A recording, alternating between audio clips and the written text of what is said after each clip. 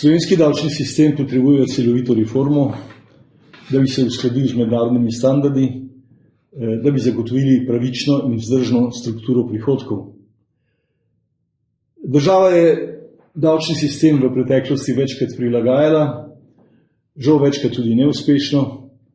Učinkovitost teh sprememb je bila pogosto odvisna od političnega okolja, od sprememb v vladi, vendar pa so vse bolj pogosti pozivi mednarodnih organov k reformi in tudi razmere v Sloveniji narekujejo predvsem javnofinančne, fiskalne, večjo javnofinančno vzdržnost. Vse to kaže na nujnost prenove davčnega sistema.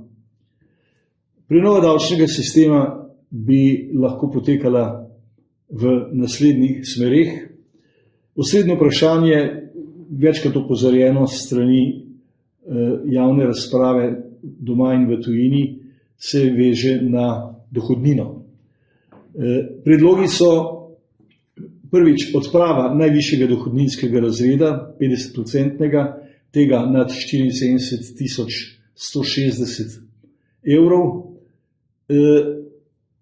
s tem, da odprava te 50% dohodninske stopnje ne bi veliko vplivala na prihodek od dohodnine, saj se nanaša na relativno visoke prihodke, ki jih ima manjše število ljudi.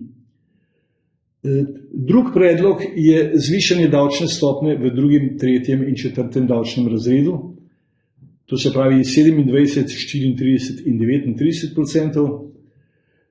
Na ta način bi prispevali k financiranju zmanjšanja prispevkov za socialno varnost zaposlenih. Stopnji v tretjem in četrtem razredu bi se lahko zvišali bolj od stopnje v drugem razredu, s tem, da nova dohodninska stopnja, najvišja, ne bi smela biti višja kot 45%. Bistvo te spremembe je torej odprava najvišje 50%, povečanje drugega, tretjega in četrtega razreda in maksimalna stopnja na 45%. In seveda še to dohodninska stopnja v najnižjem razredu, 16% pa ostane nespremenjena. Toliko o dohodnini, nekaj besed o DDV-ju. Splošno stopnjo DDV-ja bi bilo potrebno ohraniti na sedanji ravni, vendar pa so možnosti za odpravo nekaterih znižanih stopenj davka na dodano vrednost. In sicer, kot pravi OECD, povsod tam, kjer izdelki in storitve, ki so obdavčeni po znižani stopnji DDV-ja, bolj koristijo bogatim kot revnim. Toliko o DDV-ju. Naslednje vprašanje, prav tako kritično in nevralgično v razpravah, se nanaša na davek na nepremičnine. Predlog je, da naj Slovenija uvede davek na nepremičnine vsaj v povprečni višini, ki velja v drugih državah članicah OECD-ja. Če bi to uspela, potem bi Slovenija pobrala dodatne davčne prihodke v višini, ki bi nadomestila zmanjšanje prispevkov za socialno varnost zaposlenih in tudi del dohodnine. Skratka, gre za izjemno pomemben projekt, ki ga odlagamo že leta in leta in ki je nujen ne samo zaradi strokovnih utemeljitev, ki jih poslušamo in beremo že nekaj časa doma in v tujini, ampak tudi zaradi tega, ker bi to prispevalo, torej večji davčni prihodki, k kompenzaciji nujne ukinitve nadomestila, torej zmanjšanja prispevkov za socialno varnost. Naslednji predlog, ki ga prinaša Gospodarska zbornica v zadnjem času, sicer pa je znan že tudi od mnogo prej, je uvedba razvojne kapice. Ta bi omejila plačevanje socialnih prispevkov nad določeno mejo bruto plač. Predlogi Gospodarske zbornice so dvakratnik povprečne plače oziroma 2,5 povprečnik alternativno. Razlogi za to oziroma utemeljitve so znane. To naj bi zajelo ključne strokovnjake v zasebnem in javnem sektorju, jih nagradilo bolj in preprečevalo njihov odliv v tujino. Še en dober predlog ima Gospodarska zbornica Slovenije, namreč uvedba davčne spodbude pri nagrajevanju zaposlenih iz dobička podjetij v obliki lastništva, recimo delnic ali opcij, pa tudi v okviru tako imenovanih denarnih shem. Tudi s tem vprašanjem se v Sloveniji že dolgo časa ukvarjamo, imamo sicer zakon o udeležbi delavcev na dobičku, ki pa zaradi šibkih davčnih podpor ne zaživi.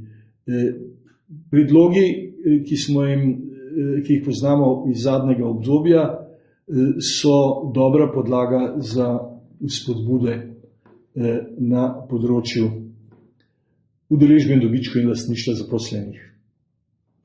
In še en predlog se mi zdi dober, tudi Gospodarske zbornice, namreč dvig davčne olajšave pri varčevanju v drugem pokojninskem stebru iz sedanjih 2600 evrov na 5000 evrov, to pomeni iz 5,9% bruto plače na 10% bruto plače.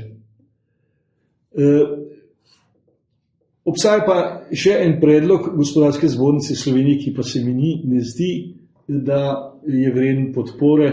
Namreč zbornica predlaga znižanje davka iz dohodka pravnih oseb iz sedanjih 19% na 15% v razdobju nekaj let. Mislim, da ta predlog ni utemeljen, če si pomagamo samo s primerjavami v Evropski uniji, je ta davek pravzaprav še sedaj med najnižjimi. Razvitejše države imajo davek od dohodka pravnih oseb od 30, 28, 25%.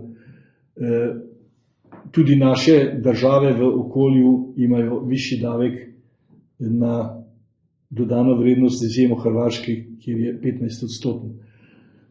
Je pa v zvezi s tem ena pomembna pobuda strokovna, namreč obdavčevanje dohodka pravnih oseb po progresivni lestvici, to se pravi ne enak od 19% za vse, ampak različen odstotek glede na razmerje med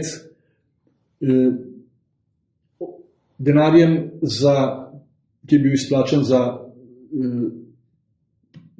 udeležbo na dobičku oziroma izplačanim dobičkom na eni strani in med denarjem za izplačane plače na drugi strani. To pomeni, da bi kapitalno intenzivnejša podjetja plačala davek torej z višjim odstotkom, delovno intenzivna oziroma tista z bolj uravnoteženim razmerjem med izplačili za dobiček in izplačili za plače, pa bi plačevala nižji dobiček. To je pomembna ideja, ki je seveda za mnoge tudi kontroverzna, ampak mislim, da bi jo bilo potrebno resno razmisliti in morda najti mehanizem, ki bi vzpodbujal večje nagrajevanje zaposlenih oziroma večji delež dobička za namene dela ali vsaj uravnotežen s tistim, ki gre kapitalu. Toliko o teh predlogih, ki so, prepričan sem, aktualni v prihajajoči davčni reformi, ki je več kot nujna v Sloveniji in jo nestrpno pričakujemo.